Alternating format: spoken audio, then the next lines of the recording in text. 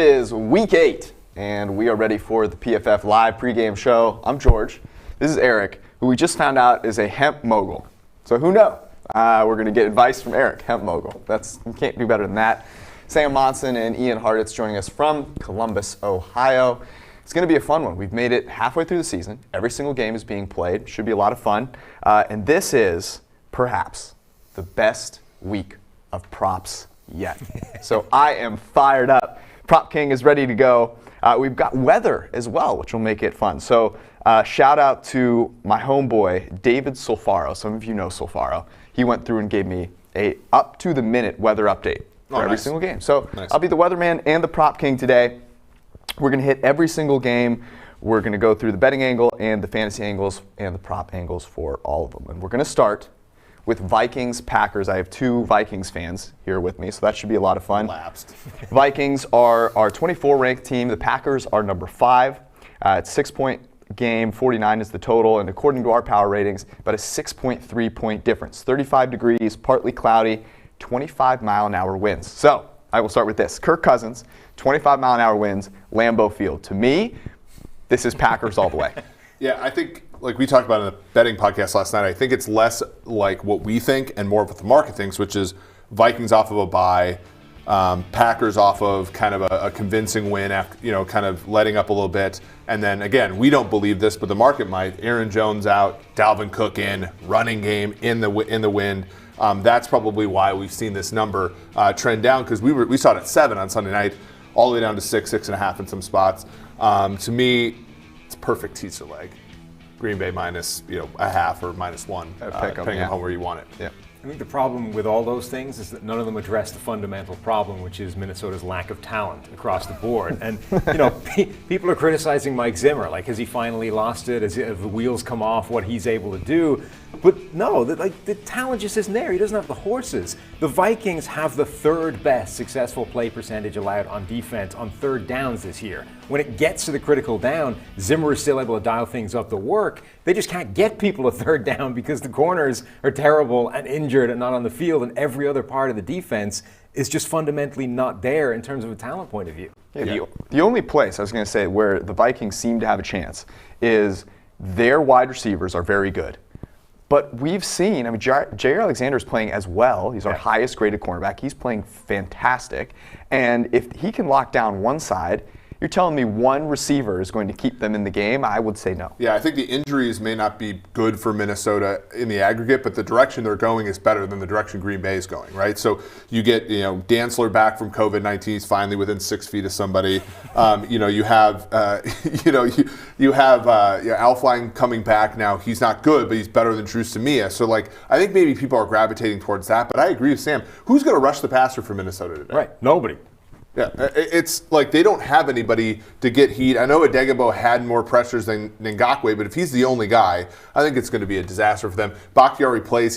Bakhtiari neutralized Everson Griffin in these matchups for years. He's going to have no problem with Ifeadi Adegbo.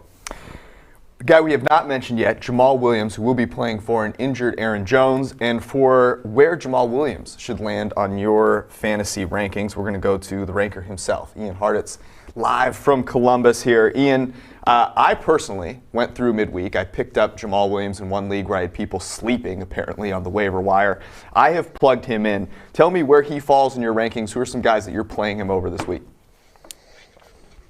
He's legit top 12 RB. We're playing him over Ronald Jones, over, DeAndre Swift, over these talented guys that are in multi-back committees, because that's not what Jamal Williams is in. He is the featured back. He has the role that we have been begging the Packers to give Aaron Jones for years. And, is it ridiculous that the Packers spent a 2nd-round pick on A.J. Dillon and only give him 5 carries in a game without their starting running back? Yes, but that's the world we live in, and because of that, Jamal Williams deserves to be treated as a top 12 fantasy back. He played 89% of the offensive snaps this week. Whether or not the Packers can move the ball to the air or ground, I don't think it's going to be much of a difference either way, and I think Jamal Williams is going to be a big part of it. So truly, he's going to be independent of game script, regardless of how this game goes. Treat him as a top 12, even top 10 probably option at the position. That is music to my ears. Ian, you're getting on board with Green Bay here as well. Green Bay -6 now. Eric has technically passed. That's what hemp moguls do, apparently, but likes it as a teaser leg. And now it is time. The Prop King returns. Last week, solo shot, please. Last week, I told you, Davante Adams, first half, he will get his reception prop. And what did he do? First half, reception prop. This week, 7.5 receptions over. Probably in the first half. Once again, Cameron Dantzler within 6 feet. Not good enough against Davante Adams. And then the second one I like, Jamal Williams. He's going to get it in the ground, but through the air. 3.5 receptions under at -110. Feed your families. Go to pff.com and use the props tool. All right. We are on to Titans and Bengals. The Titans are 8th-ranked team. The Bengals are number 29. Now, it was interesting. This line went from 4.5 earlier in the week. You and I loved it on Sunday, Monday morning. Yeah. And now it's 6.5, 7. So at 7, I like buying back some Bengals here. The difference between these two teams, according to our power ratings, 7.8 points. Should be about 20-ish mile-an-hour winds, some gusts. Guys, I rode my bike to the studio today. Yeah. Okay? Wind is not a huge issue. It's really not that big of an issue. Yeah, the issue for the Bengals, and we misspoke just now, the inactives for the Packers are in. Bakhtiari's out, but also out for the Bengals here, 4 starting offensive linemen. And I think, we talked about this last night. Against most teams, that would be the death wish, right? Because, you just can't protect your quarterback. Burrow is, he's only struggled. Hasn't been protected at all yet. Yeah, but the biggest game he struggled in was the Ravens game where they didn't protect him. But against the Titans have no pass rush to speak of. Clowney is the only guy that can get any push, and he's kind of an average pass rusher. He's a good overall player. So in this game, I kind of like buying back a little bit of Cincinnati, especially at the +7 here. Yeah, I mean, you made the point, George, that it's not like they were protecting him when they had the 5 starting offensive linemen. So how much damage can that actually do to this offensive line? Like, if the Bengals had a top offensive line and were missing 4 starters, we would have a serious problem. But Joe Burrow's been running for his life all season long anyway. He's got one of the fastest average time to throw, top 10 for a rookie. That's really good going, getting the ball out of his hands that quickly. If he understands that he's going to have to step that up just another notch today, I think he's still going to be in reasonable shape. Yeah, total at 50.5, and that has been trending down. I like Cincy +7. I also like the over, and my reasoning, first off, I battled through the wind. These guys can too, but here's the other thing. Neither of these defenses are stopping the run game anytime soon. So if they want to run, great. Joe Burrow wants to run. Ryan Tannehill wants to run. Great. Ian, let's go to you now. There are some interesting wide receiver options here in this game. The first of which, guy we talk about, I think, every week, and that's A.J. Brown.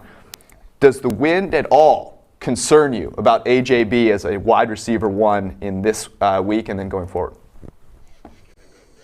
No, every week is AJB wide receiver 1 week. I just think, the fact we saw him finally get back, being that yak monster we saw last week, when he took that just kind of 10-yard crosser and just busted it all the way to the house. I mean, that's the AJ Brown we remember from 2019. What was kind of ridiculous about the production he was putting up this year was so much of it was more just in the red zone and kind of more like timing routes that he was getting on the same page with Ryan Tannehill. And look, we don't really care where the production comes from in fantasy football land. We just want to see those, heavy box scores at the end of the day. But the fact AJ Brown, is being used more as, a red zone threat and being kind of getting these less volatile routes on a week-to-week basis. He's not having to rely as much on that, yak week in and week out. We're seeing the results, and it's just been, more consistency than ever out of this guy. I mean, right now this year, only Davante Adams, Tyler Lockett, DeAndre Hopkins, Calvin Ridley, and A.J. Brown are averaging at least 20 fantasy points per game. So he's truly putting up that elite production right alongside the guys you'd expect it from. I don't care about a little bit of wind. It's A.J. Brown. Come on, guys. Get him in every single lineup.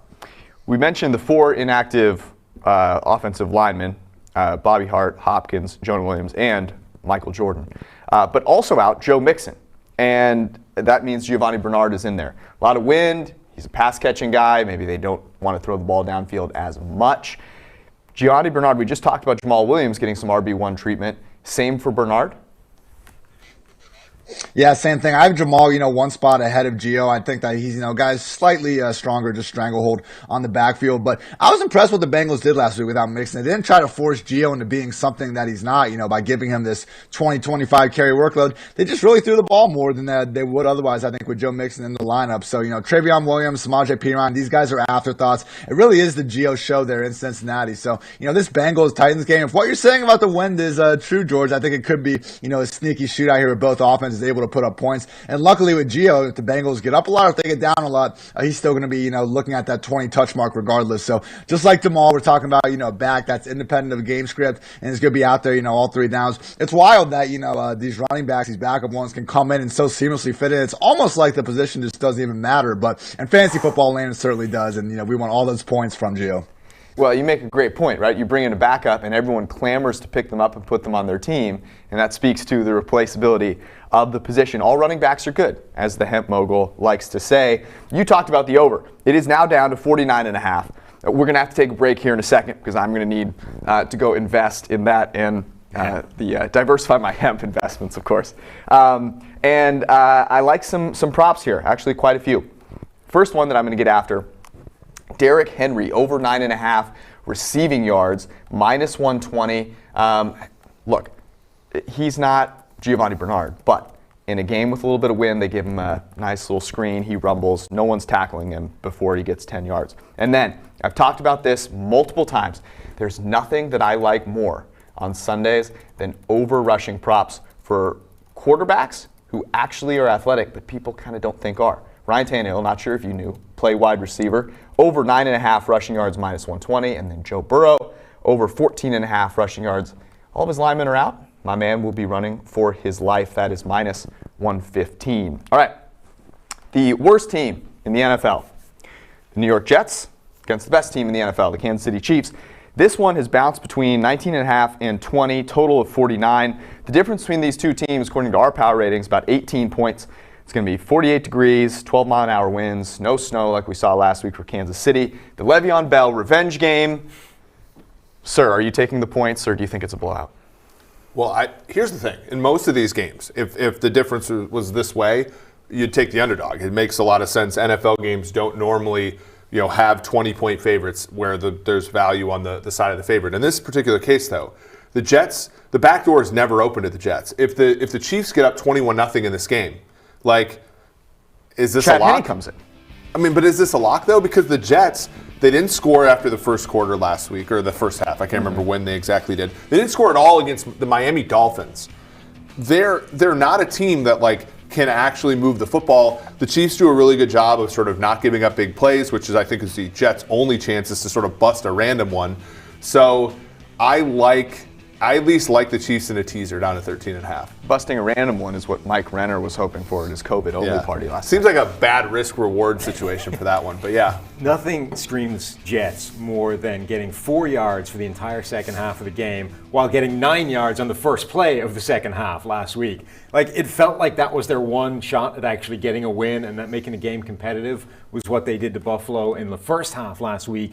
And then the wheels fell off when we saw the Jets again. You're right. It's crazy that we're talking about a 19.5, 20-point spread, and yet when it came up, I was expecting to see it well into the 20s because the difference between these two teams, I think, is just that big. The Jets are miserable right now and still getting injured, guys missing time. No Crowder, no Perriman. It's going to be Denzel Mims or nobody from a receiving standpoint. It feels like it should be Kansas City. Okay, I get the feeling, and here's the thing. In the NFL, the really good teams versus really bad team, the difference is exacerbated. The New York Jets, they're bad. But the Chiefs we've seen continually kind of, it's a bad team. It's not a great team. We know we're great. We're not going to give it our all. Andy Reid's not going to scheme up 45 different things. I think they're going to give the ball to Le'Veon Bell surprisingly a lot in this game because it's an opportunity for him to rationalize that move that they made and make people think they're going to feed him going forward.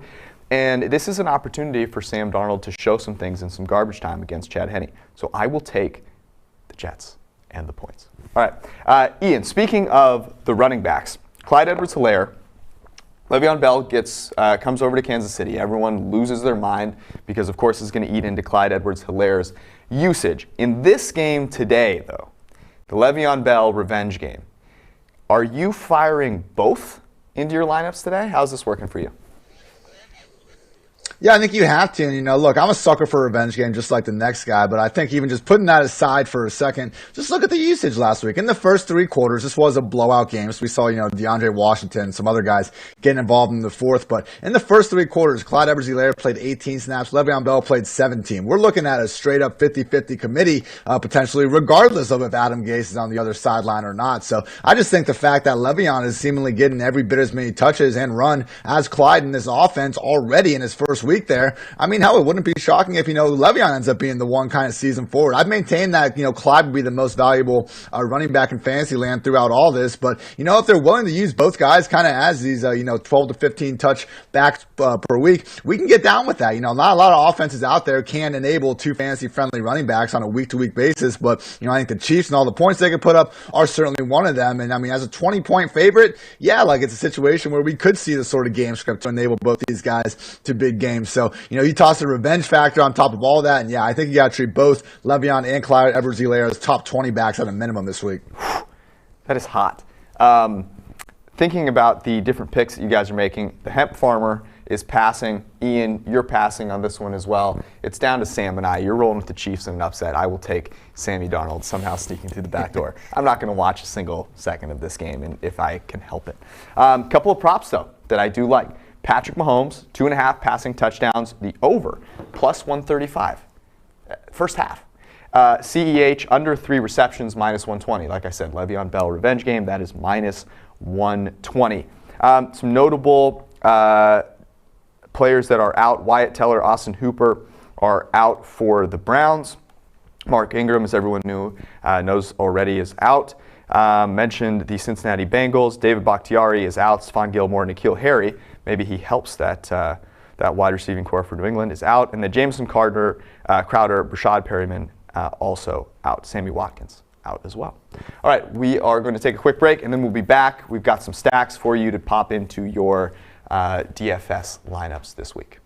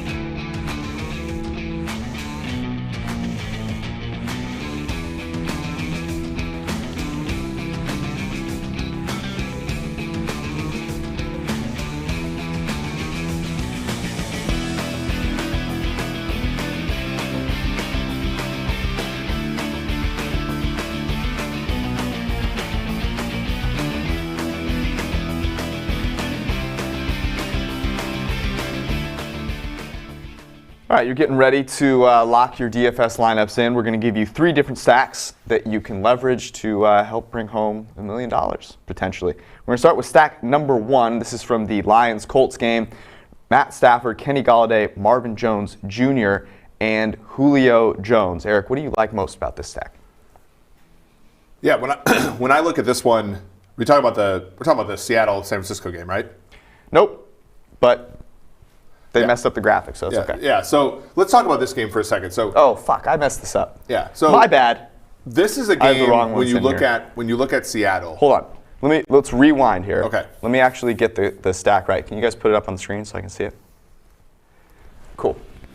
All right, so this is Garoppolo, Kittle, Ayuk, and Lockett from the Seattle-San Francisco game. Eric, what do you like about this? I think just about everything. When you look at the weather in Seattle, like this is a weekend with bad weather, right? Mm-hmm. And there's pretty much going to be good weather in Seattle. Not a whole lot of wind. Temperatures above 50. Garoppolo, I think, is undervalued in the marketplace because of sort of some of the poor games he's had, but also the games where he's gotten a lot of production with not a lot of process in terms of the input.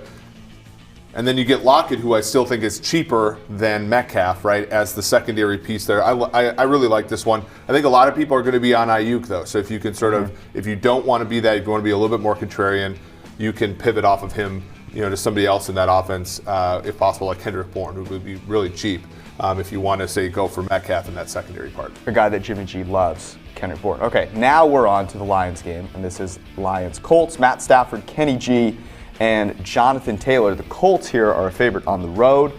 The Detroit Lions are one of the best passing offenses since Kenny Galladay has come back. Yeah, he's been the biggest difference maker, I think, in the passing game among any receiver in the league. I mean, you look at the way that that offense really hummed last year when it was Stafford and Galladay, and then the first couple of games it was kind of like pulling teeth, and now down the field there. I look at this game, played indoors, two offenses that have to move the football, I think, to be successful. And in the case of Jonathan Taylor, you're looking at early down success rate with a Detroit defense that isn't particularly good, linebackers that aren't necessarily the greatest in the world. So this is a stack that I think makes a lot of sense. And stack number 3, Green Bay, Minnesota. Aaron Rodgers and Devontae Adams. We talked about Devontae Adams over. The fact that Minnesota not particularly good covering any wide receivers. And then Justin Jefferson, maybe you figure Adam Thielen gets a little bit of the Jair Alexander treatment here. Yeah, that's really the handicap you have to have, is who is Jair Alexander going to cover? Because he's taken down some of the best receivers in the league all season. Will Fuller last week, basically a goose egg with Jair Alexander on him. If you think it's Jefferson, then you go with Thielen. If you think it's Thielen, you go Jefferson. But Adams and Rodgers here, I think, are the table stakes for playing in fantasy football. If you are targeting this game, again, the weather is something, but given how bad these two defenses can be on the back end, might not be as big of a deal as you think. Alrighty, if you want more, you can go to PFF.com. One of the couple of different articles that are written on different stacks. We pulled these from our good friend Ben Brown's article, who looks at pairing together game stacks that, while the players might be highly owned, the stacks will not be, which is what you're looking for. Again, I apologize for my foul language earlier, but we'll get over it together. We'll be right back. Will I let Bill Belichick hurt me again? The answer in a few seconds.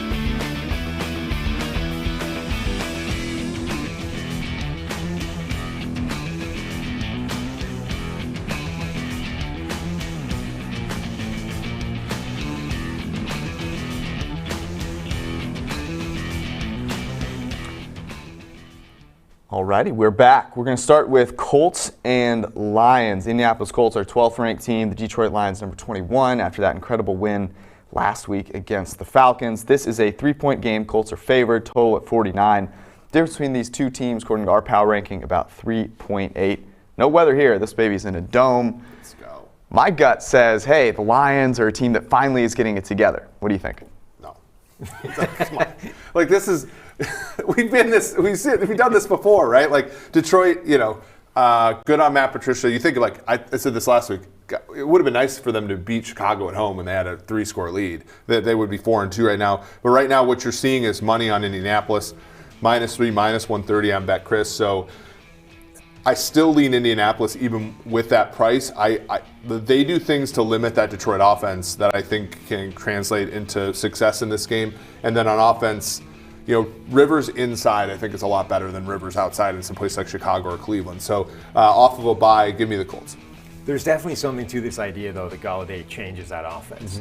And last week was a great example of it. 6 catches, all of them were freaky catches, all of them were contested. I wonder if that actually increases what Matthew Stafford is willing to do in terms of just heaving the ball in his general direction. It's one of the best one-on-one matchups of the week if he draws Xavier Rhodes for a lot of that game. Xavier Rhodes has given up a passer rating of like 47 into his coverage this year. It's like 50 points better than any season in Minnesota in recent times. So I'm curious to see if that one-on-one matchup alone goes Detroit's way and if that's enough for them to overcome that difference. The interesting thing about this game is the Colts coming off the bye, and that's a lot of faith in Frank Reich, and I will put faith in Frank Reich. Some players not playing here: Michael Pittman Jr., Ryan Kelly, Mo Alley Cox. Actually, apparently they're all active. But Austin Gale, who's typing this in, has had kind of a rough Halloween evening. 2 dates that both did not go well, so I can't rely on him. He might be inactive today. That is elite, right? So he told me to lay off the hemp jokes, so I had to replace them with something else. I only have so many options here. I'm going to roll with the Colts actually as well, even though I love the Lions. I have their over win total. They kind of a fluky win last week. The Colts are a decent team. I've been fading them for a while. Let's go to the fantasy side of things with Ian. We talked about Kenny Golladay. How are you viewing him today in a matchup potentially against Xavier Rhodes, a defense that is known for limiting the big play, and that being what Kenny G does? Yeah, I mean, they're known for limiting the big play against a lot of these garbage quarterbacks they've faced so far. You look at the schedule. I mean, okay, Minshew threw 1 incompletion against them the first week. They got a down Kirk Cousins game. Then they play the Jets, Bears, Browns, and Bengals. This is our, top Colts secondary that we're so afraid of. Lions have the best passing game in EPA per play ever since Kenny Golladay got back. We've seen Stafford have a double-digit average target depth. Like, this passing offense, particularly when they are throwing downfield to Kenny Golladay, has been humming lately. And now we have Xavier Rhodes, who's popping on all of our grades. I get that, but do we really think Mike Zimmer just couldn't get anything out of Xavier Rhodes last year, and that this guy that seemed by all accounts washed has just found new life in Indy? Or have maybe Indy just had a pretty easy 6 games this season? I think it's the latter. I think there's no one on this in the secondary that can guard Kenny Golladay, maybe even not Marvin Jones for that matter. So whether or not the Lions can win this game, I think remains to be seen. But Kenny Golladay, when this dude is healthy, I mean, look, last week I think he set like our single game record with having 6 contested catches in the game. The one thing the Colts do really well is they've made everyone work for the targets. I mean, they are number 1 in the league and highest percentage of targets that have been contested. But that's Kenny's game. That's what this guy does better than almost anyone already. So I think the best part about this secondary is something that Golladay can definitely overcome. And, I'd be very surprised if they keep limiting those big plays against this downfield attack. What about Jonathan Taylor? Yeah, he's my prime, buy low / buy even candidate right now. I understand he's not going to come exactly free for you in trade talks, but look, I think the expectations we've had for him were so high after the Marlon Mack injury, and he hasn't quite come through. But he's still been a weekly borderline RB1. He's getting 14 touches per game, pretty much no matter what. So now, not a matchup that fears anyone. And you look at what's coming up. I mean, the Ravens next week, that's not great, but after that, Titans, Packers, Titans, Texans, Raiders, Texans. Then we're in week 16, and because you traded for Jonathan Taylor, you're already in your fantasy championship anyway. So, we got the lead back of an offensive line that I think is going to play even better as the years go on. And look, we see this with rookie running backs. Miles Sanders last year, even Ezekiel Elliott in 2016 took a few weeks for him to get going. So I know Taylor, not really popping as much in the advanced metrics as we kind of would hope he would, but I just really think his best football is ahead of him. Naeem Hines, strictly pass down back these days, and Jordan Wilkins, maybe he's healthier out of the bye, but there's no doubt about it that Taylor's the RB1 in Indy. And I think as they, continue to make this playoff push, we'll start to see some of those wins lead to more fantasy production for their RB1. You spoke about some offense. You like the over in this game, and I have a couple of props that are off the back of that. First two, no ints for either quarterback. Rivers is plus 120, Stafford plus 115, and then Stafford 272.5 passing yards. They're underdogs at home in a dome. So yes, I like the over. Minus 110 there on that one. All right, game of the week being played for some reason in the early slate. The Pittsburgh Steelers, our 4th-ranked team. The Baltimore Ravens, number 2. This is now Ravens -4, total 46. It's going to be pretty rainy in Baltimore, about 50 degrees, not too heavy winds. But the rain here, I don't know if that impacts what you guys are feeling either way. I'll give you my piece real quick. The Ravens coming off a bye against Pittsburgh, who just had a very, very tough win in Tennessee. I will take the Ravens. Yeah, when I look at this one, there's stuff coming in on Pittsburgh right now. Like it was 175 earlier in the day, now 165. You know, it was out towards 6 earlier, and now down to 3.5. There's a lot of support for Pittsburgh here. I'll push back a little bit. I mean, if I could get a flat 3 on Baltimore, I would take it. But I can see why bettors like Pittsburgh. They're a team that mirrors Baltimore in a lot of ways, but one way in which they're better is that they have a lot more support in terms of that wide receiver position. With the Ravens, if Hollywood Brown's not doing anything and they use a bevy of safeties to take care of Mark Andrews, who's Lamar Jackson going to throw to? Yeah, the bye week stuff and the fact that Pittsburgh are coming off a pretty tough win, that definitely scares me and makes you lean towards Baltimore. I get that. But from a football standpoint, from the way these two teams match up, I really like what Pittsburgh can bring. Obviously, every single week we talk about that aggressive Blitzburgh defense, number 1 in blitz rate, number 1 in pressure rate. That jumps to 63% pressure on 3rd down. So the way you can attack that is, I think, over the top, but now it's raining and it's Lamar Jackson not playing particularly well from a passing standpoint this week. Lamar is going to have a hell of a game running the football, and he's had 3 design carries per game maximum since week 2 this season. That number needs to be significantly higher, I think, if they're going to be able to get around this Blitzburgh defense. And they might have that with him being healthy post-bye. Right. I think there was a legitimate concern about his knee going into the break, but we'll see. As we talked about, Mark Ingram is out. Mike Hilton out for the Steelers, slot corner. Looking to the fantasy side, I think some interesting stuff here. So, I want to start with the Ravens backfield because no Mark Ingram. J.K. Dobbins has looked very good in limited use. Is this the week that he finally gets it going? Or they're facing a Pittsburgh Steelers defense that is no joke. Do they rely on the Gus bus here again? And I'm left waiting for J.K. Dobbins to break out. We can live with, 2 RB backfields. If it's just Gus and Dobbins and, maybe Gus gets a little more early down work, but we got Dobbins in on pass downs, that's fine. We can, treat both guys kind of as, borderline RB2s in this spot. Not quite as fantasy friendly as the Chiefs like we were talking about earlier, but we can live with that. My concern is that we see Justice Hill kind of take on a lesser role and make this, the dreaded 3 RB system. We know Lamar Jackson's taken, enough carries and rushing yards on his own as it is. So I would just say, a lot of start-sit questions I've gotten with Dobbins, I've kind of been next to these kind of top 15, top 20 cemented backs. I'm picking the other guy most of the time. It's one of these things where we just kind of need to see it before we can believe it, and that Dobbins is going to be this feature guy. Gus Edwards hasn't done anything wrong, to just warrant kind of being benched, so I don't think that's going to happen, but I just really think Justice Hill could be someone that steps up. These incumbent backups, guys, I mean, look, even if we kind of just brush past him, even if he's going to come in and play 20-25% snaps and get a handful of carries, that's going to be problematic in fantasy land. To your point, George, the matchup isn't good to begin with. So, yeah, I think, borderline RB2s to be a little bit generous, but, I don't think they're quite the kind of, you want to definitely start these guys. And they're not quite in that spot like some people might think they might be. One of the props I like is Lamar under 18.5 completions. Rainy. I'm not sure how many people or how many times he's going to actually want to throw the ball here if they're going to try and get his most valuable asset working, which is the fact that no one can tackle this guy. And that brings me to Hollywood Brown. Are you worried at all about him? They're going to be blitzing. He's a guy that goes down the football field. It's rainy. What are your thoughts on Mr. Brown?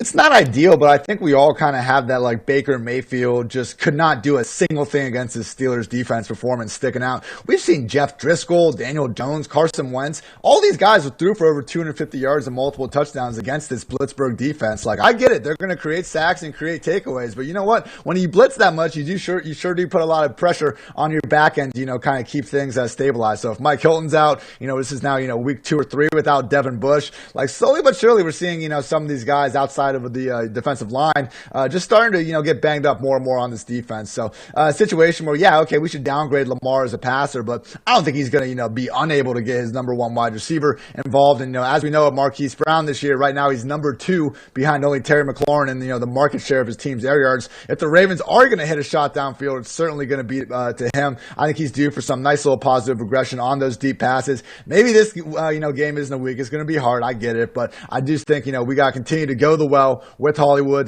keep him in that lineup because when the boom weeks are going to come, they're legit week winning caliber. The other prop that I like, Chase Claypool, under 3.5 receptions, plus 105. Deontay Johnson is the wide receiver 1 there, and then they have a lot of other guys that can spread the wealth too. All right, Tua getting his first start in Miami. They're hosting the Rams.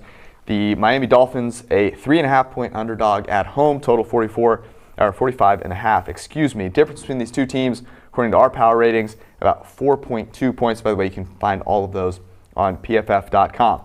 Got a lot of weather in a lot of places. 84 in Miami. A little bit of chance of rain, winds in the 10-mile-an-hour range. Shouldn't be anything too crazy. One thing that I do think about is the Rams playing indoors, and now they're going to get kind of some humidity and a little bit of heat.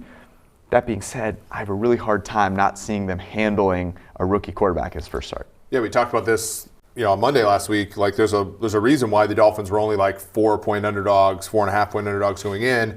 Rams traveling 10 o'clock in the morning, not having a home game on the Monday the prior, before. Now this is all the way down to 3. A lot of money on Miami, -3, -120 if you're LA, -170 on the money line.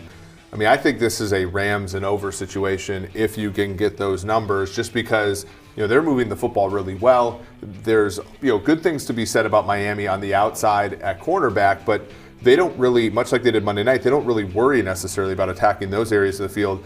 They're more of a middle part of the field offense. So I like the Rams here, and I like the over.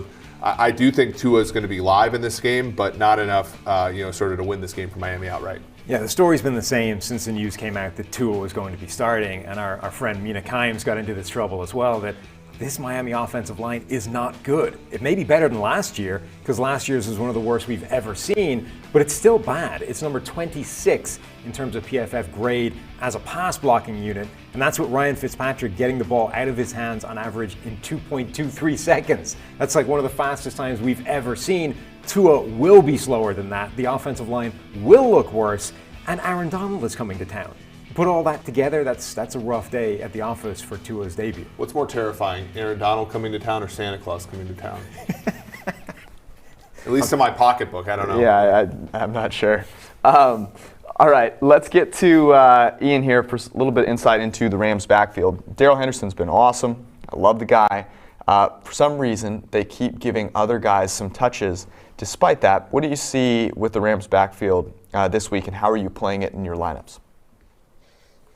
They give one other guy touches, Malcolm Brown, but Sean McVay, unclear if he hates Cam Akers, personally or if it's just professionally, but they just won't give this guy any sort of touches. And it really is funny after, McVay did come out there in the postgame and say, after that Washington game that Akers will get more involved. That just hasn't been the case. So finally, we have a 2 RB backfield, and we can get down with this, particularly in a matchup against the Dolphins that I agree with you guys. I think it's going to be, a really rough start for Tua. So if it is going to be a rough start, expect plenty of positive game script for the Rams against the Dolphins defense that is great in the secondary with Byron Jones healthy, but they have allowed the 8th most PPR points per game to opposing RBs. So I think a situation where Henderson, he's PFF's 3rd highest graded running back in this overall rushing grade this year. The guy's been their best back. McVay realizes that. He's starting now. He's playing over 50% of the snaps. It'd be nice if he was getting the true Todd Gurley, 90% snap workload and just never leaving the field, but he's still the lead guy. He's going to lead him in touches on a weekly basis. And the fact this Rams offense is so run heavy heavy now means that,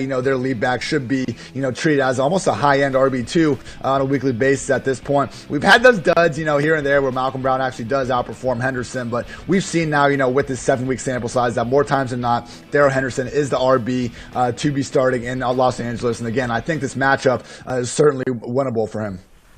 Darrell Henderson over 11.5 receiving yards. My prop for this game. It looks like it's basically a clean sweep. Everyone likes the Rams. You said down to 3? Is that what? 3 minus 120. Wow. So you're almost getting. You can find it at 3 some places. Yeah. Over 45.5, something that Ian also mentioned. All right, Pats, Bills. The Pats are a 15th ranked team.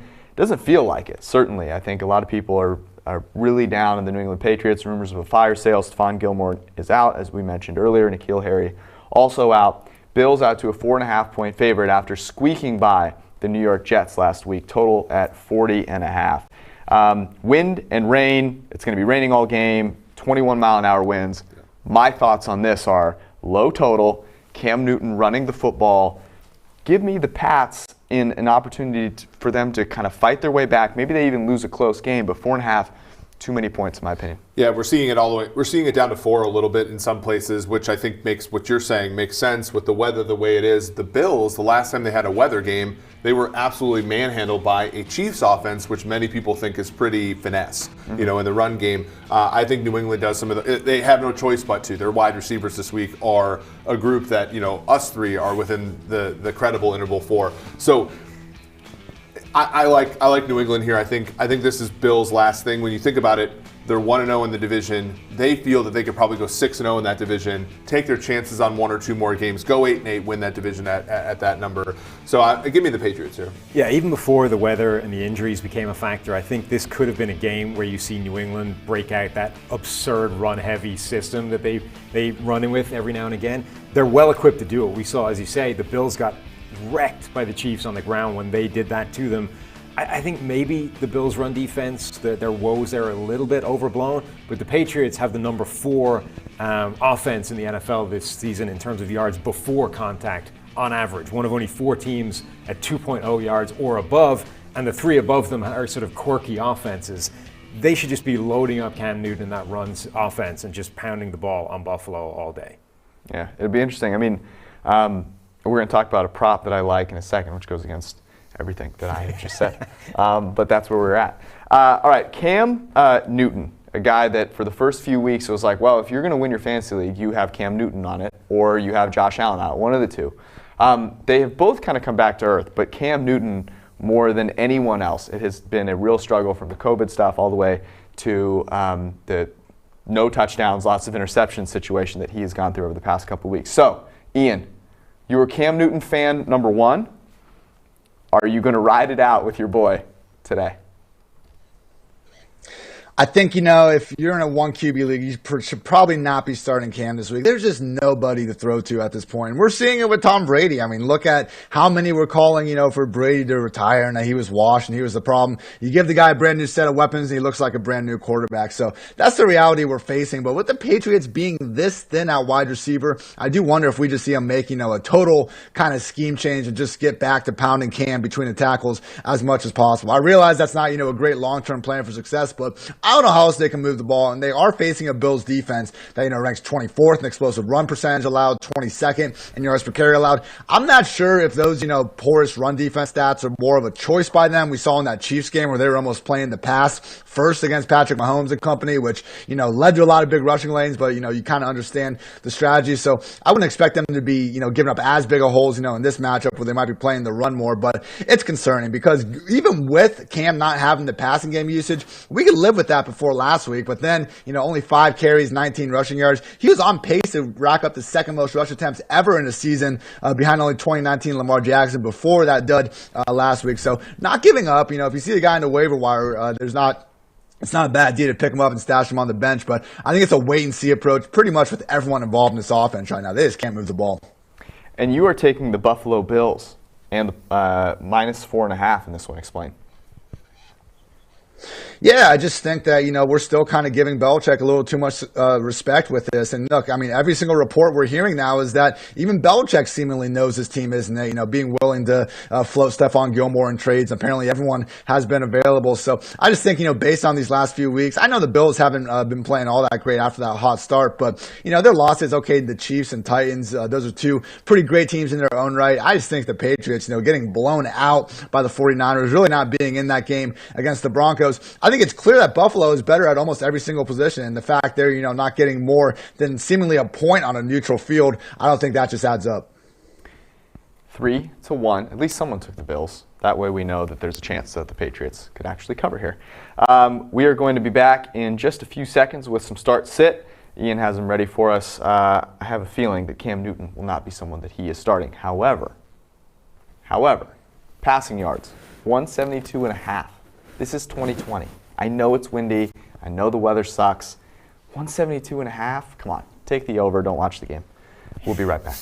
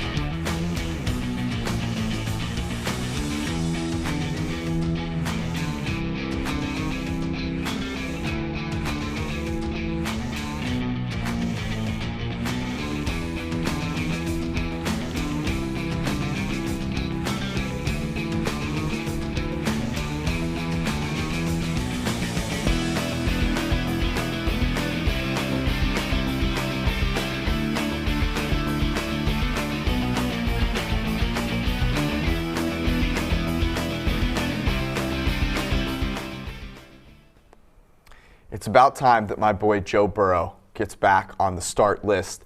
Ian Hartitz going to break down start and sit for all four positions. We're going to start with the quarterbacks. Ian, take it away. Look, Joe Burrow's been a weekly start except for 2 times this year. Week 1 against the Chargers and when they played the Ravens. And guess what? When they play the Steelers, he's going to be back on the sit list. But, Titans defense, not awful, but they have, not been all that great at getting after opposing quarterbacks. That is the kryptonite of this Bengals offense. I know they got offensive line starters out, but Burrow, you look at quarterbacks that are under a lot of pressure. Some of them are like Daniel Jones where they're also holding the ball long. Some of them are like Joe Burrow. When he is kept clean, everything goes right. When he's under pressure, usually not his fault. He's the one being pressured. I think that, he's going to have enough passing volume and a little bit of a rushing floor to continue to put up the QB1 production he's been putting up for most of the year. Cam Newton spoke in the previous segment about the reasons why we shouldn't be behind him. Look, he can get it done with the rushing volume. It's just unclear if they're going to continue to give him that same sort of high volume that we saw earlier in the season. So, I don't think he's going to be as bad as he was the past 2 weeks, but it's just more of a wait-and-see approach for Cam for now. Running backs, Ronald Jones II. A lot of talk about Leonard Fournette, but Ronald Jones, the guy that you want in Tampa Bay. Yeah, I have Ronald Jones as my RB15 and Fournette as the RB17. We saw a true change in RB usage with the Buccaneers last week. And the concerning thing with Rojo and Fournette this whole year was that even if one of those guys pulled away in the early down work, we thought we were going to see LaShawn McCoy or Keyshawn Vaughn as the pass down back. Nope. All of us that laughed when people said that Leonard Fournette was people would say Leonard Fournette was a great receiving back because he caught all those passes last year, and we kind of mocked them. Well, that was enough for Bruce Arians. He is now calling Fournette, their nickel running back, which is a cute little term I haven't heard before, but whatever it is, Ronald Jones, Leonard Fournette, we're looking at almost a 50-50 split now with Fournette getting most of the fantasy-friendly passing down work. So I think both these guys can be fired up as top 20 backs in this offense. It's a similar situation to Clyde Edwards-Helaire and Le'Veon Bell. Like, now that we have it condensed with only 2 guys and a great offense, don't be afraid to start both of them. One guy I am going to be sitting though, Melvin Gordon. Sorry, George, I know you've been, his outspoken proponent throughout the entire offseason, but with Philip Lindsay back from the concussion protocol, it is looking like it's going to be more of a 50-50 split. Gordon is one of these, this volume-based RB2s, in the Kenyon Drake kind of David Johnson mold most weeks. But in the brief time we've seen Philip Lindsay this year, it's truly been more of a 50-50 snap split. And even Royce Freeman could get involved and make this a 3-headed committee. So Broncos offense, not really a situation we're looking to target too heavily anyway. And now we take away, the potential for more than 20 touches. Pass on Melvin Gordon this week. Yeah, that was a whole miscommunication thing. I was never on the Melvin Gordon train, so please do not, anyone else that is watching, know that I am not pro Melvin Gordon. Okay, pass catchers to start and sit.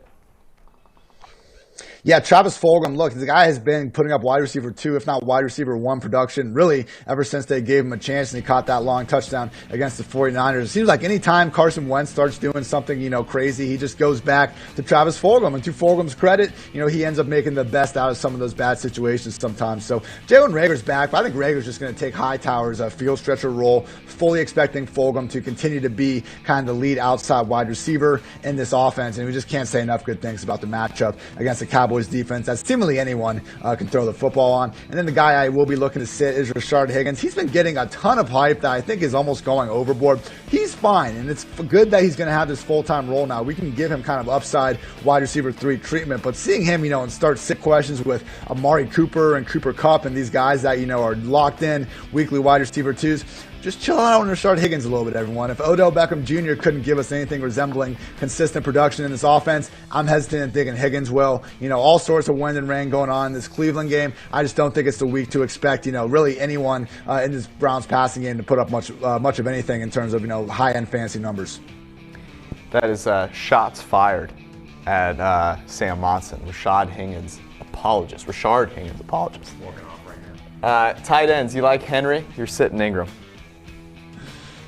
Yeah, Hunter Henry. For Justin Herbert to throw 2 long touchdowns to tight ends last week, and neither of them were to Hunter Henry, we're going to see this switch at some point. Henry's been out there, playing almost every snap for them. When this guy is healthy, we know he's a truly one of the better talents at the position. He's still healthy. It's a situation where I think Vic Fangio could give this Chargers passing offense a little more problems just in terms of what he can do schematically. But at the same time, I don't know if the Broncos have the sort of personnel and the way they're banged up right now to hang with someone like Henry. So continue to treat him as a top 8 tight end at the position. Guy I am looking to sit, though, is Evan Ingram at this point. And it sucks that we've gotten to this point. But, even to Ingram's, I guess not to Ingram's credit, when he did finally get that deep ball target last week, it went right off his hands. So this situation where Ingram isn't playing as well as we've seen in the past, Jason Garrett's team's insistent on using him as this, even lower ADOT version of Jason Witten. It's absurd. And it seems like their kind of only solution to try to get him going is giving him a sporadic tight end reverse, which just doesn't make any sense either. So, anyone in this Giants offense this week against the Buccaneers, even like Wayne Gallman and guys that we think could get there with volume, I just don't know if Daniel Jones has been under pressure more than anybody this season is going to be able to do anything against, one of the league's best pass rushers in Tampa Bay. So Ingram, Slayton, Gallman, just fade this Giants offense in general this week. Yeah, it's tough to be in New York and trying to watch football these days. Coming up, we've got Browns and Raiders. Some interesting news here. Trent Brown, last week it was the COVID. This week it's something else. Apparently nothing tattoo related, though. Trent Brown is out for this game against the Cleveland Browns. We're going to talk about that one and a few more coming up after this break.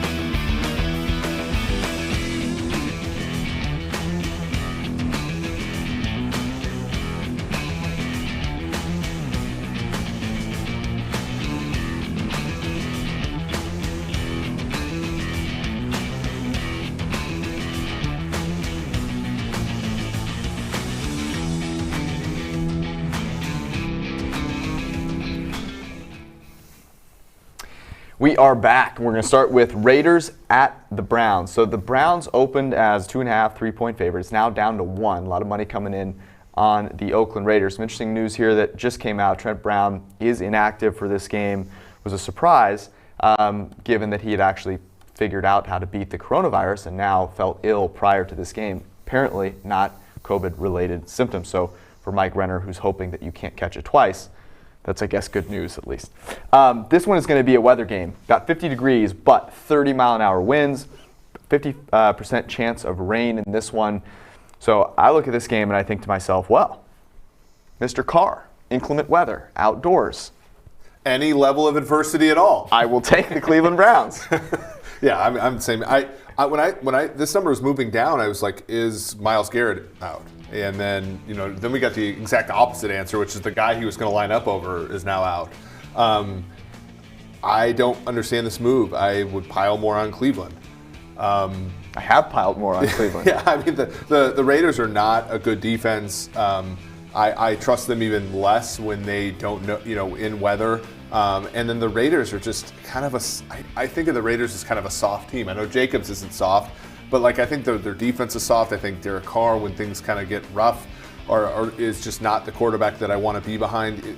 This sort of, Baker Mayfield here, the going got tough last week, and he ended up, performing pretty well. So I'll take him. The going got kind of tough, and the toughness was of his own making. It got tough when he threw the ball to a Bengals defender, and then after that point, he basically didn't have to. He only had to do half the job of an NFL quarterback, right? He had to look at his first target, throw him the ball, and put it there accurately. Yeah. The Bengals forced him off his first read twice in the entire game. Yeah. That's like playing in a pro day. That's half your job description. The Raiders' defense might not be good, but if they can at least force him onto a second read at some point in the game, you're going to get bad Baker showing up.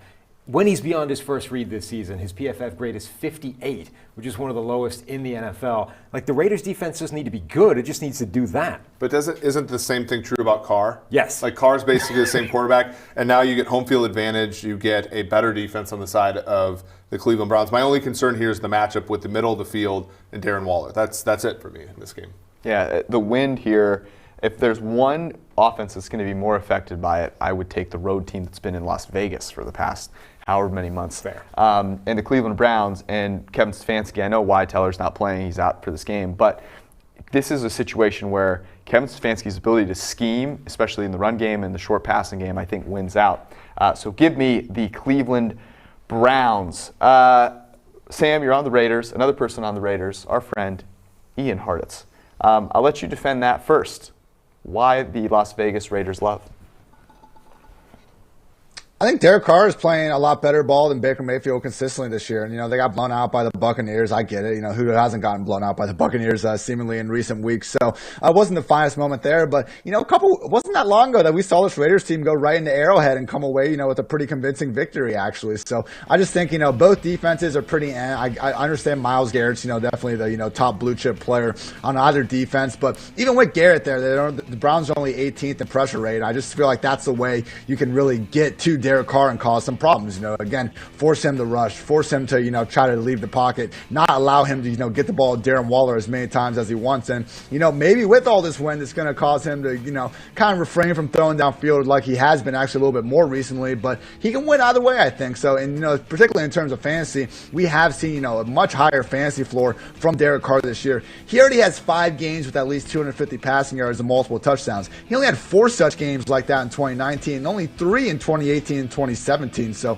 we had his fraudulent 2016 MVP campaign back in the day. Last year was actually his best year statistically. I think he's looking even better this year. So, you know what? Henry Ruggs out there. Nelson Aguilar is having a little rebirth. I just think, the Raiders offense is better than the Browns. I don't think the defenses are, I think they're close enough to not really worry about it as much. So, give me the Raiders, and I think Carr, Waller, and maybe Henry Ruggs could be a nice little low-key DFS stack. Ooh. Your boy Kareem Hunt remains RB1. In a game with a lot of wind, I expect him to get a nice little workload. Where does he come on your ranks? He's top 5, I assume, right? Yeah, we talked about this last week where, the only reason why it wasn't so clear that this was Kareem Hunt's backfield was because 2 weeks ago he was cramping, 3 weeks ago he was cramping going in the fourth quarter. Then it got blown out by the Steelers. What happened in a game last week where the Browns had to keep their foot on the gas the whole time? League high, position high, 92% snap rate. So Kareem Hunt, it is his show. Dearness Johnson is a complete afterthought as long as Nick Chubb is sidelined. The only guys, I have above Kareem Hunt this week, when we're talking Alvin Kamara, Derrick Henry, and that is literally it. He's my overall RB3, one of the best talents in the game, getting one of the biggest workloads. Keep going back to the well. Going back to the well, I will with another no interception prop. This one, Baker Mayfield, No interceptions, plus 115. The Browns, passing offense, much better without Odell Beckham Jr. Hence the news coming out today that perhaps this is his last game, or he has played his last game with the Cleveland Browns. Everyone out there saying, oh, no, we are much better with Odell Beckham Jr. Yeah, I'm not buying it. That's what the Browns have to say, that he's one of their teammates. And then Josh Jacobs, 74.5 rushing yards, over minus 105 in the win. John Gruden gives him the ball a bunch. Those are the two that I like. You can find there's so many props today. Go to pff.com and check all of them out. All right, we go to Denver. The Los Angeles Chargers are going to the Denver Broncos. The Broncos are the underdog here. We have the Broncos power rated above the Los Angeles Chargers. Last week, the weather sucked. Kansas City came in. They played well. Drew Lock looked like he'd never seen snow before. It's 64. It's sunny. 5-mile-an-hour winds. I do not understand why the Broncos are an underdog here. I know Justin Herbert has been very good. A lot of it is in situations that have been unstable. So I will go against everything I believe and take the Denver Broncos as a home underdog in this game. Yeah, I think that's the only right side that you can be on. Thank you. I think the issue is Drew Lock. And when you look at Drew Lock, he has not performed well. He has not been put in the best circumstances to perform well. I think that changed a little bit against the Chargers. The thing about Herbert, the middle two quarters of every one of his games, he's looked like Drew Lock. So, like when you take out the first quarter when he sort of wows people, you take out the fourth quarter against Jacksonville where that defense is terrible. It's kind of middling. So I think some of the things regress for Herbert. I think some of the things revert for Lock, and you get a much closer game here in Mile High than you otherwise. The markets. To be clear, you're passing on this game though. You're investing in other areas. You're diversifying your portfolio. Yeah. Do you want to join me on the Denver Broncos? Give me Denver. Actually, buy the variance. Take 150 on the money line. I am passing on this game because of the Justin Herbert factor. Like we all know, we're all waiting for the other shoe to drop, right? He's the king of the non-predictive, That's the prop volatile king. Justin stats. Herbert is the king of unsustainable passing. Right, but the problem is, those things don't always regress within the same season. Like you can sustain that kind of thing for like a weird run of 1 year, like Carson Wentz in 2017. Herbert's number one in the NFL on third down, top 10 against the blitz, against pressure, on the deep ball, like everything that comes back down to earth, he's dominating on right now. But that doesn't mean it'll be today. It doesn't mean it'll be in the next few weeks. He's also 1-4 as a starter, and the only team he's beaten is Jacksonville. Is the rest? Are we overrating the rest of this Chargers team? I know the Denver Broncos aren't as good as the teams he's lost to, but it still hasn't been sustainably good enough to win a game. They were behind 7 points to the Jaguars last week at home. Hey, they looked really good against the Saints. Yeah, but ultimately he couldn't make enough. He's also thrown the pass that's meant they didn't win a couple of those games. That's what I'm saying. Yeah. Against Kansas City, he threw the pick to L'Jarius Sneed when they were ahead. He threw the ball behind Mike Williams in the overtime game that had him tackled for short of the first down. I mean, Herbert's been better than we've thought, but it's not universally great. Right. And I think that we're I think overvaluing him a little bit here. There's a lot of high variance situations he's taking advantage of. Ian, you two are passing on this game. I'm not going to comment on the weakness that surrounds me here, but from a fantasy perspective, we go to the Chargers for where there's actually potential fantasy stars here, and that is Keenan Allen and Justin Herbert. Where do you put these guys this week? Yeah, look, I mean, only DeAndre Hopkins joins Keenan Allen as, receivers with at least 30% of their team's target share. So Keenan Allen, keep firing him up as kind of the top 12 option at his position that he's been all season. And Herbert, give this guy a little more.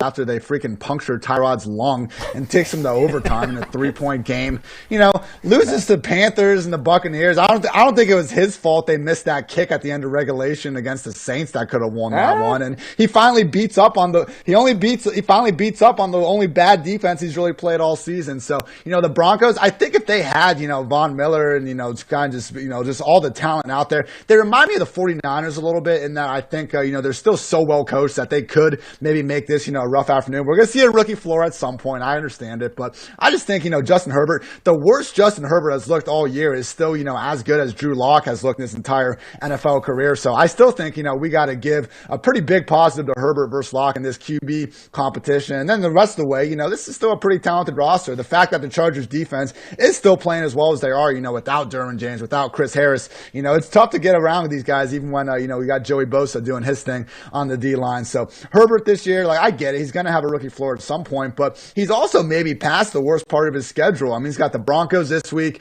and the Raiders, Dolphins, Jets, Bills. This is a situation where, at least in fantasy land, we got to get used to treating Herbert as the top 10 quarterback he's been so far. We're yet to see a game where he hasn't either thrown for 300 yards or thrown 3 or more touchdowns. So, we've seen the fantasy ceiling. That was there last week. And he's moving a little bit more and, providing more of a rushing floor than I think most expected. So, at least in fantasy land, we got to get used to treating Herbert as a true high-end weekly option. I understand a little bit of the concerns here against Fangio and company, but I just don't think Drew Lock has done anything to kind of warrant getting the pick here. No, he has not. That is 1,000% factual. And you talked about Herbert last week. He was your helicopter blow-up play of the week, and my man did exactly that. He went off. I'm not the biggest Drew Lock fan. However, I see a little value here. 1.5 passing touchdowns, the over plus 145. Okay?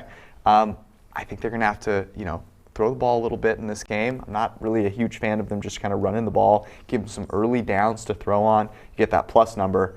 Doesn't feel good, but not all things that work out do feel good when you make the bet. You got to hold your nose and make it happen. Okay, we'll go to Chicago.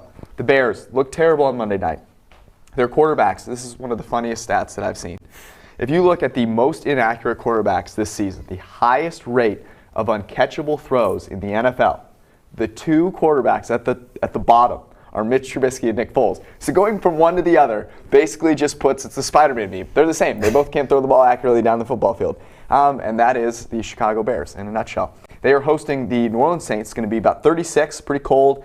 Not really any chance of rain, but 20-mile-an-hour winds in Chicago. And the question is always, can Drew Brees sustain in cold weather? The Bears are a 4-point underdog. It's 42.5. And despite all of that, I think 42.5 is too low. Alvin Kamara, the most dangerous weapon on the football field, he will do very well in this game. And I think the Saints will continue to actually move the ball despite what people think, which is the Chicago Bears have a great defense. I'm going to advise people who like your advice, because I like it too. Hold on for one more 3-hour session here. It's 41 now. Ooh. People are continuing. It's much like last week when we had Denver, Kansas City. People are going to react to this weather, I think, until this thing gets under 40, and then hit the over. Because here's the deal. You got a game with 2 Super Bowl winning quarterbacks in it right now. That's true. Nick Foles, Drew Brees. You have a defense in New Orleans who the Saints have 200 more penalty yard differential than any other team in the league. Like Janoris Jenkins can't help himself. Marshawn Lattimore can't help. The Bears are going to move the ball because of mistakes by New Orleans. And then, Nick Foles, Trubisky, whomever, there's going to be a turnover. And if there's a pick 6 in this game, the chances of going under a total 40. Of 39.5 is pretty small. So, this is one where you don't have to watch the game. No, there's some other good games. There's other good games on. Bet the over, profit without watching. Go on Google, type in New Orleans Saints, and look at the score at the end. Yeah. Brees has been the #1 graded quarterback in the NFL since week 3. So the first 3 weeks were bad. After that, he's been #1. It's because the accuracy has returned. But can that sustain in the face of wind? Like noodle arm, old man Brees going out there trying to play against the wind? That does scare me. As does the fact that their offense right now is basically Alvin Kamara and yards after the catch. What about the Tave trade? Everybody's injured, and the Bears don't miss tackles on those short underneath pass attempts. It's basically their entire offense right now. They have 1 miss in the passing game on short passes. All those things scare me. On the other hand, every time we sort of write off and dismiss the Saints offense, it just keeps trucking and doing the job. Same thing with the Bears, right? They beat Carolina on the road 2 weeks ago, right? They're a team that we've written off a number of times, and they're sitting here at 5-2. Right. Yeah, that's fair. That's fair. So Sam is on the New Orleans Saints.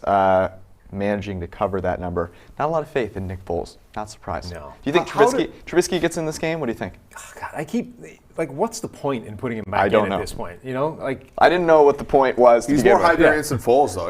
If he comes in this game, I like the over way more. Yeah, because he's going to run around a little bit. He's going to throw pick sixes. Yeah. He's going to throw long touchdowns. I kind of like that. All right. The poor guy that has to try and catch passes from either one of these two schlubs is Allen Robinson. Ian, poor Allen Robinson has been stifled by his poor quarterback play. With wins, bad quarterback play, is he still a guy that you're firing into your lineups today?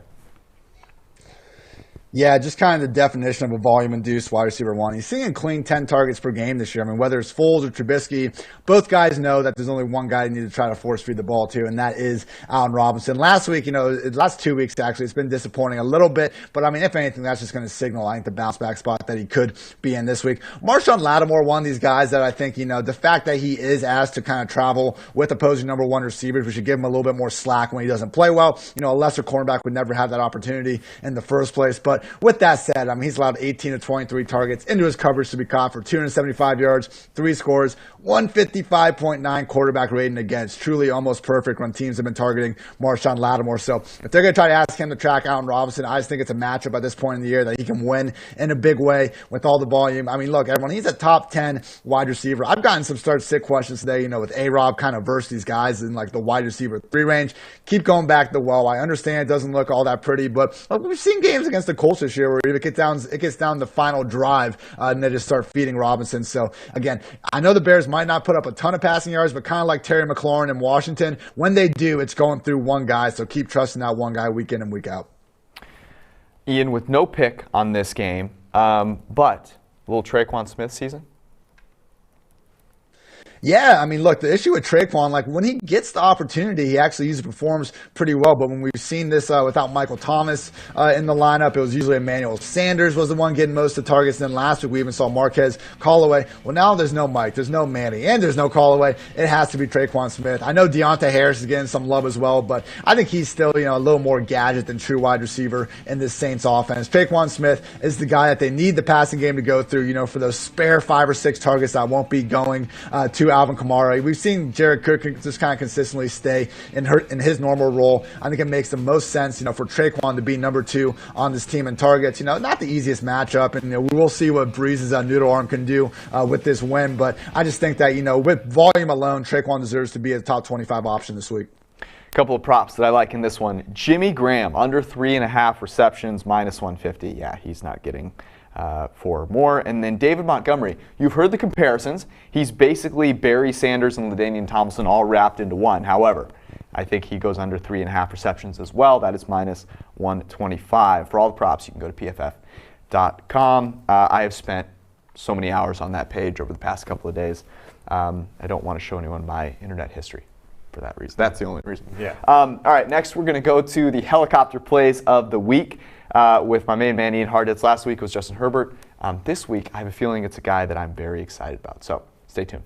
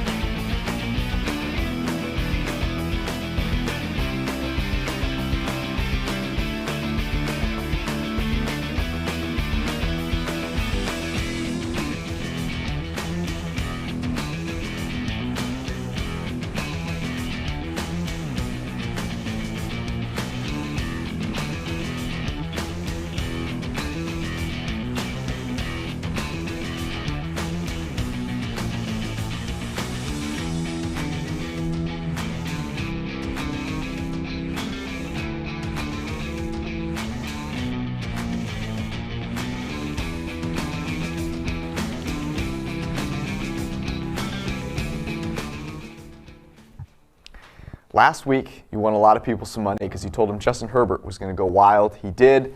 Your helicopter plays, the DFS upside plays that are guys that are low owned, not top 5 priced in their position, but you believe are going to make people very, very happy this week. Give them to us. Got 4 candidates. They all need projected ownership under 10%. Kind of one of them is disqualified. Still a great play, though. Brandon Ayuk at 5,800 on DraftKings is someone that's kind of a little more chalky as the week has progressed, and for good reason. I mean, facing the Seahawks defense that has allowed the most receiving yards per game by far to the wide receiver position. They haven't been able to slow down anyone this year. And when you look at this 49ers offense now, I think on Kyle Shanahan's play sheet, it's going to be get the ball to George Kittle, number 1, Brandon Ayuk, number 2. We saw earlier in the year without Deebo Samuel in there, and then in there for a limited game, Ayuk was getting some of those designed rush attempts we see Shanahan give his wide receivers. I think we can actually expect him to get 2 or 3 rush attempts in this game in addition to his 6 to 8 targets. So love Brandon Ayuk, and we just got to take advantage of these games that don't have the weather concerns. Seattle and San Francisco is one of those matchups. Darrell Henderson with the Rams at only 5,900.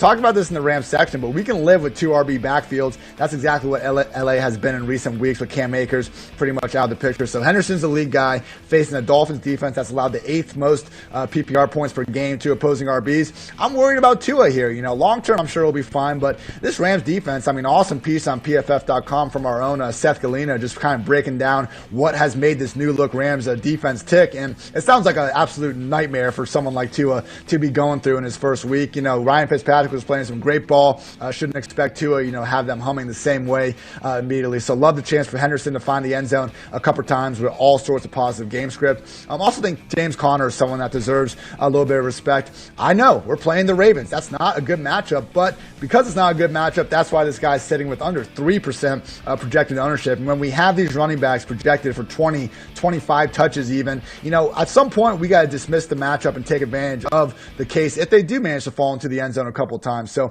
lost in last week's kind of disappointing for James Conner. He had a touchdown nullified. He had a touchdown pass. He dropped. He got down inside the 2-yard line twice. It was frustrating for fantasy managers, but we actually saw a season high 82% snap rate and more pass game involvement than in past weeks. So this was looking like a sneaky kind of committee with Conner as the lead guy. Before that, last week we saw that true workhorse role. If they're going to find a way to beat the Ravens, you would think Conner will be a big part of that. And finally, my pick for the week, helicopter guy is Mr. Kenny Galladay at 6,600. Yes. It's a situation where people have been on him a lot over the people have been on him a lot over the past 2 weeks in smash matchups, and now they're kind of getting away because they're afraid of this Colts defense. And look, I'm just not afraid of this Colts defense. They haven't played a real quarterback that's capable of putting up big-time numbers downfield since Kirk Cousins in week 2. So we saw Joe Burrow jump up on him. We saw Baker Mayfield look invincible for the first half when they played a couple weeks ago.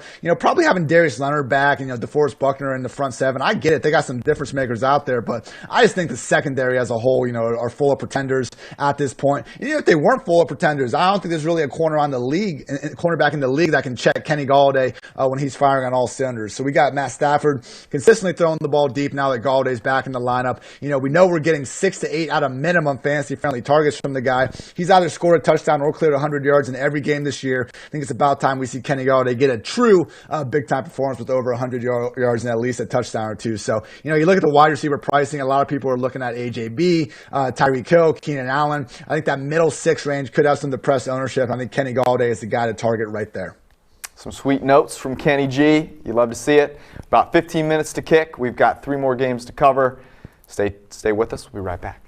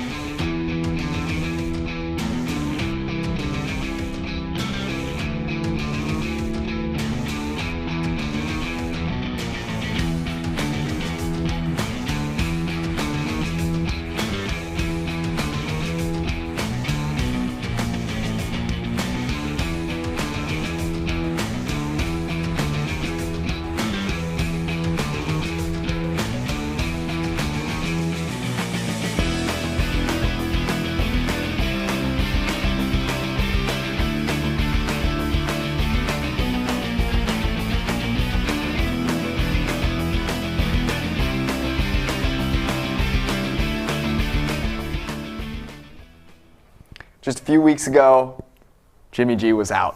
No one wanted a piece of Jimmy G, and now they're buying back in. The Niners go to Seattle, play the Seahawks. This was Seahawks by 3. It's now all the way down to Seahawks -1, total at 54.5. We both loved the over for a while. I continue to love the over. I also loved the Niners money line earlier in the week. People have bought in on that, so that's no longer a value. There is no weather to be worried about here. Are you buying back in on Jimmy G? Not at this price. I mean, you're getting us even money with Jimmy G on the road against Russell Wilson. I know the Seahawks defense is terrible, and the Niners can, I think, exploit some of those issues. But the Seattle Seahawks were great offensively the other day, despite 3 interceptions. They continue to put up points at an alarming rate. So I don't know. At this point, I would have grabbed San Francisco at 3, but right now it's probably a no bet for me. But you'd take the over. I'd take the over, of course, yeah. With no Richard Sherman in the lineup, Jason Verrett has been this fantastic comeback story. Guys allowing a passer rating of like 23 into his coverage, the best in the NFL. On the other hand, he's 5'10", 188, and he has to cover DK Metcalf. Yeah. Like, at some point, that guy being 6'4" and 40 pounds heavier than you is just an inertia battle you cannot win. I just don't see how a guy like Verrett can cover him, and if he can, then who's covering Tyler Lockett? I think the Seahawks are just going to be pretty much unstoppable unless Wilson has one of those bad games. So here's the Metcalf thing. a non-factor in the pass game last week, too. They're going to probably want to get him involved in some way. Patrick Peterson, a very different physical Yes. athlete than Jason Verrett. But what you're saying is exactly why I love the over here. Because on the other side of things, you mentioned Seattle Seahawks cannot play defense. They have no pass rush. They just have nothing. I mean, their 2 linebackers are good, but they're linebackers here. And Kyle Shanahan is going to feast. This is an opportunity for him to really flex here. If they win this game, they become about 64% to make the playoffs. If they lose, they go to about 30%. This is a big, big game for San Francisco. It's not as big for Seattle, even though it is a divisional game. So for San Francisco, Kyle Shanahan, this is a must-win. San Francisco not only a number of games back, but a number of teams back from even winning the NFC West should they lose, right? Not because Arizona and the Rams have been so good. So it's a huge game for them. And it's also for Seattle, who went from like a -300 to win that division last week to about even money now. So big game for both teams. I don't think we have received any confirmation about the backfield situations. Chris Carson, questionable. Apparently he's going to give it a try pregame. We'll see what happens. 49ers are down to running backs that no one had heard of preseason. Apparently, Kyle Shanahan didn't want anyone to talk about Hasty because he thought he was a diamond in the rough, yet somehow a 4-string guy. Tevin Coleman is back. So to figure out these backfields and if any of them are worth playing, we bring in Ian, who is also riding with the Seahawks, now getting only -1. So well done by you there, sir. What are we doing with these backfields? Yeah, I think Tevin Coleman's the guy to look at in San Francisco. And look, this guy just hasn't been healthy over the past few years. He might actually be healthy now. I mean, literally in 2019, he sprained his ankle in the first half of the first game. And then this year, it took only until week 2 until he got hurt again. So maybe, just maybe, we see that Atlanta Falcons version of Tevin Coleman emerge, because I just don't think they trust JaMychal Hasty to be more than, this kind of early down compliment that they'll kind of feed, 8 to 10 design touches to. He only has 1 snap in pass protection all season long. I just don't think they trust him at this point. And then Jerick McKinnon, I mean, anytime you're getting midweek reports about a running back's legs being tired, pretty hard to go back to the well with that guy. So I think Coleman, is just going to slide into that same role we saw Jeff Wilson have last week, 15 plus touches in the game that could score a lot of points. So he's kind of a borderline RB2 for me. With the Seahawks, it sounds like Chris Carson's more on the doubtful side, but he's a freaking warrior, so maybe he finds his way out there. Assuming Carson is out, if everyone else is active, I would say Carlos Hyde kind of earns top 20 treatment, but just realize he's not going to have that same role as Carson. Carson's a better receiver, so I think we'd see Travis Homer and even DJ Dallas take away some of that receiving work. If Hyde is healthy, though, I think that takes Homer and Dallas completely off the map. And, in both these backfields, jamming the one, give me Coleman over everyone. A couple of props that I love in this. Couple of overs. George Kittle, 6.5 receptions. I know the linebackers are good, but this is George freaking Kittle. No Deebo Samuel in this game. They will feed him. And then Russell Wilson, over 2.5 passing touchdowns. This is a bounce-back game for him. He threw a couple of bad interceptions, and they have no running game to have any confidence with. So even if they're down close to the goal line, I expect him to be throwing the ball. And DK Metcalf, as Sam noted, has a nice little advantage there. This is going to be a heck of a game. I'm very excited for it. All right, we move on to a game that Won't be. Yeah, not going to be quite as exciting. Nothing like going into a week and going, the worst division in human history, the NFC East, has 3 teams playing in primetime, 2 of them facing one another on Sunday Night Thank Football. God for the Washington bye. Otherwise, we get 4. Lane Johnson has just been ruled out per Jay Glazer, which is interesting because this line has ballooned, I believe, if I could ever get my Microsoft Surface to work, that I would show that it's about 11. See that shot fired there? Nice. Yeah, this wouldn't have happened with an iPad. And to me, I know DiNucci is not someone that anyone knows a whole lot about, but riddle me this. Andy Dalton in prime time, you can't get worse than that. So DiNucci cannot be anything but a better option than what they've had there before. No Lane Johnson. The Eagles are the 23 ranked team for us. They're not very good. Yeah. So getting 11, getting 10.5 points, I will take the Dallas Cowboys. DiNucci over a 90 grade last year at James Madison. A player that, I think about him, Jake Delhomme kind of comes to mind. A guy that got some wins for the New Orleans Saints as a backup no one cared about. The Philadelphia Eagles are the new Atlanta Falcons. They play well when you don't expect them to. They play like crap when you do expect them to play well. And this is a game where everybody expects them to get right. And so for that reason, I'm going to take the Dallas Cowboys. Yeah, I mean, it is just wild that the 2-4-1 Philadelphia Eagles are 11-point favorites against anybody. Coming off a game where they had to come up with a double-digit deficit to the Giants at home. Anybody other than maybe James Madison. Yeah. I mean, the scary thing is, you're right, that in theory, the Cowboys quarterback situation with Andy Dalton in prime time, it can't be worse. It can, however, be the same, which I think is their big problem, because it's not just Ben DiNucci.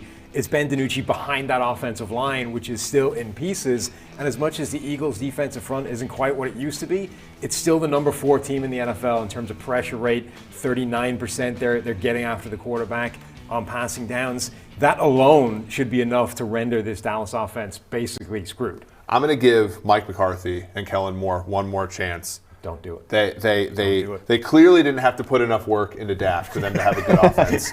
They clearly continued that trend with Andy Dalton, putting what amounts to 0 effort into getting him ready.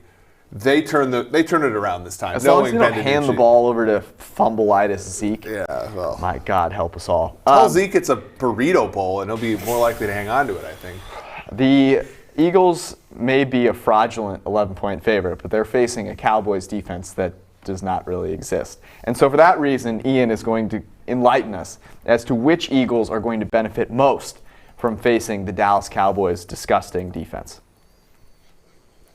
Boston Scott, fire him up, top 15 option at the position this week. Travis Fulgham. Maybe when Alshon Jeffrey gets back, they're going to have something weird with the veteran playing over the better, younger talent. But for now, Jeffrey's still sidelined. We're going back to Fulgham. Jalen Reagor is back in action. I think he can actually be someone that's, more of an upside wide receiver 3, if not better here moving forward. And then Dallas Goedert. We'll see what the limited snaps could be. But, I feel like with their bye coming up, if they really didn't think Goedert was, close to 100%, he wouldn't be out there. I'm treating Goedert as the top 5 tight end. I think we need to get used to seeing him as long as Zach Ertz remains sidelined. So, Cowboys, only the Jets have a worse overall, point differential this season. And now that, we've removed literally the only good thing from this Cowboys team that was, just their offense being able to put up points, whether that was, early in the game or late in the game. Now that's gone. And, to Sam's point about this Eagles pass rush being a massive thorn in the side for this offense. Yeah, I like all the Eagles, and I even like them to cover this. Let's see the Cowboys cover literally just one game this year before we give them any amount of credit, because to this point, that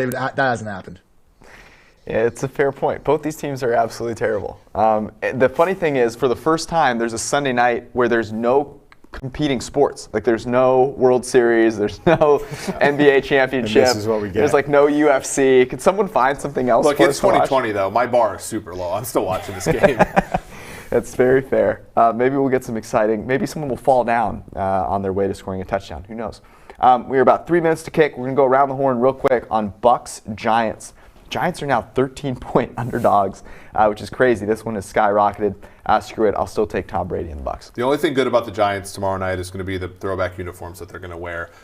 Give me Tampa Bay minus the points. God, I mean, look, the Giants are bad. On the other hand, Daniel Jones hasn't been. Like, he hasn't been great, but he's been sneaky okay. He's ranked 17th in PFF grade. 79, I think, is his grade. That isn't awful, and it shouldn't be 13 points. Sneaky in the okay hole. is probably going to go on his career's tombstone. But that's just enough to cover. That's all I'm looking for here. Sneaky okay. Ian. Yeah, I just point out Ronald Jones and Leonard Fournette. It's not an or situation anymore. Fire up both these guys and give me the Buccaneers to cover here. I just think the Giants really bad, and with the fact that they're kind of kryptonite, like the Cowboys has been. This offensive line above all else. I don't think this matchup against one of the best front sevens in football is anything that they should be able to hang their hats on. Bucks big. Sneaky okay also happens to be what Austin leads with before trying to nail down a Tinder date. So we know it works for him. Hopefully it'll work for Daniel Jones. Over 1.5 passing touchdowns, plus 170. Lock it in. Have a great one, guys. Have some fun. We'll see y'all next week.